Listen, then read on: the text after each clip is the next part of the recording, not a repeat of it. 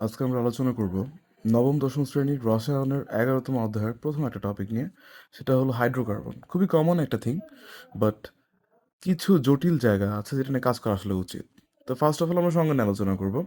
তাহলে হাইড্রোকার্বন কাকে বলে? কার্বন এবং হাইড্রোজেন দ্বারা গঠিত যৌগকে হাইড্রোকার্বন বলে। তাহলে বেসিক হলো কার্বন থাকতে হবে এবং হাইড্রোজেন থাকতে হবে। এই দুটো জিনিস ইম্পর্ট্যান্ট।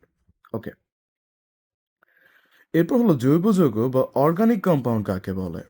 তাহলে হাইড্রোকার্বন অর্থাৎ কার্বন এবং হাইড্রোজেন দ্বারা গঠিত যৌগ এবং হাইড্রোকার্বন থেকে উৎপন্ন যৌগ। অনেক সময় হাইড্রোকার্বন থেকে উৎপন্ন যৌগকে তার জাতক বলা হয়। হুম, তাহলে দুইটা জিনিস, ফার্স্ট অফ অল হাইড্রোকার্বন হইতে হবে অথবা হাইড্রোকার্বন থেকে উৎপন্ন যৌগ হইতে হবে। দুটো যে কোনো একটা হইলে আমরা তা বলতে পারবো হলো জৈব যৌগ বা অর্গানিক কম্পাউন্ড। তাহলে হাইড্রোকার্বন এবং জৈব যৌগের মধ্যে একটা পার্থক্য আছে। হাইড্রোকার্বন হইতে হলে তোমার কার্বন এবং হাইড্রোজেন থাকতে হবে, অন্য কোনো পরমাণু থাকা যাবে না।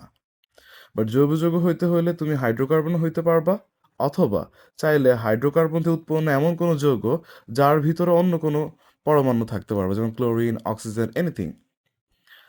জিনিসটা বুঝি আমরা একটু। যেমন কার্বন এবং হাইড্রোজেন মিলে মিথেন তৈরি হয়েছে, এটা একটা হাইড্রোকার্বন এবং এটা জৈব যৌগ। ওকে, এবার মিথেনের সাথে যদি ক্লোরিনের বিক্রিয়া দেওয়া হয় তাহলে first of all methyl chloride উৎপন্ন হয়। এখন মিথাইল ক্লোরাইডের মধ্যে কার্বন আছে, হাইড্রোজেন আছে, বাট ক্লোরিনও আছে। এই ক্লোরিন থাকার কারণে এইটা হাইড্রোকার্বন হবে না, কারণ হাইড্রোকার্বনের শর্ত হলো কার্বন এবং হাইড্রোজেন ব্যতীত অন্য কোনো মৌল থাকতে পারবে না। বাট সেটা জৈব যৌগ হবে, কারণ জৈব যৌগের শর্ত অনুযায়ী যারা হাইড্রোকার্বন তারাও জৈব যৌগ এবং যারা হাইড্রোকার্বন থেকে উৎপন্ন যৌগ তারাও জৈব যৌগ। এবং এখান থেকে বোর্ডে একটা খুব সুন্দর কোয়েশ্চেন আসে, যেমন এখানে দেওয়া আছে মিথানল বা মিথাইল অ্যালকোহল কেন জৈব যৌগ কিন্তু হাইড্রোকার্বন নয়? এটা খ নাম্বারের জন্য এই টাইপের প্রশ্ন খুব ইম্পর্টেন্ট।